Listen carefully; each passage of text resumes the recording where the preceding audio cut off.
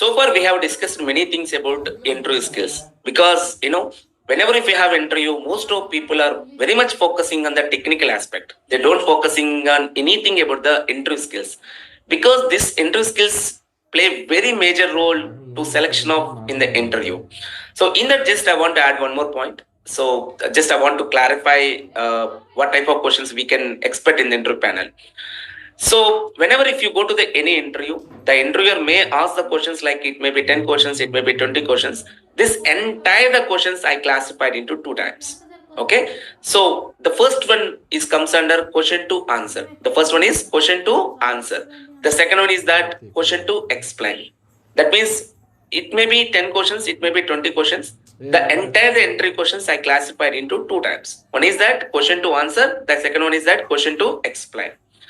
So if you don't have that much of communication skills, if you don't have that much of perfect in the fluency in English, okay, there is no problem with question to answer, because everyone can give a right answers for the question to answer. But you definitely face a problem.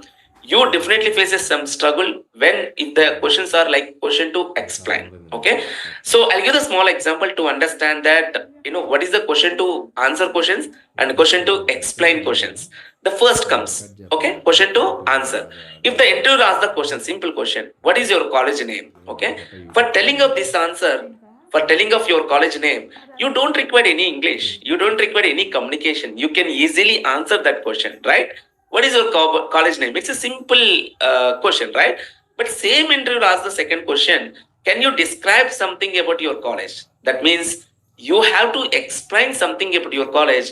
But if you want to explain something about your college, you require minimum communication, you require minimum English. Yes or no? So that's the reason I say that the interview panel questions I classified into two types. One is question to answer, the second one is question to explain. Same way, if the interviewer asks the one question like what is the USP chapter number of library? So if you want to tell that what is the USP chapter number of library, you don't require any communication. It is very easy to tell answer if you do remember, right? So you easily can answer that it's a 1216. If the same interviewer asks a question, can you tell how did you perform the fiability test? Okay, for answering of this question, you require the minimum communication, and you have to explain how did you perform the test. For that, you require minimum English. Hope you understand this point. The first question, what is the USP chapter number of fiability? It comes under question to answer. It's very easy.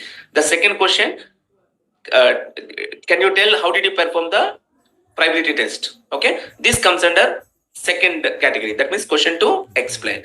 So that is the reason I always tell to all the people, whenever if you want to face the interview, okay, it's very easy to answer question to answer, but something you require the minimum communication, minimum English to tell something related to question to explain. Hope you understand this point very well.